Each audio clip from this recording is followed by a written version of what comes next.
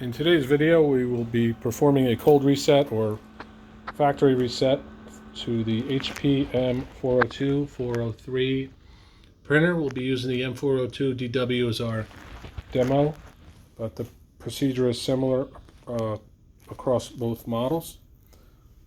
We are going to approach the control panel, select the OK button to bring up the menus, scroll through to the service menu, select OK. Scroll through to get to the factory defaults, select OK. Press OK to restore.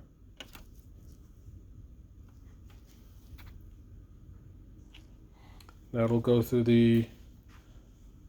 takes about 30 seconds to go through the restoring process.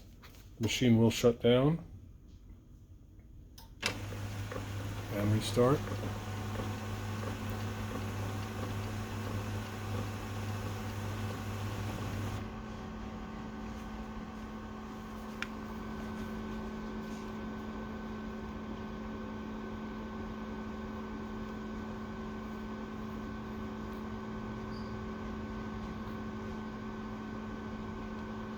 And the procedure is done.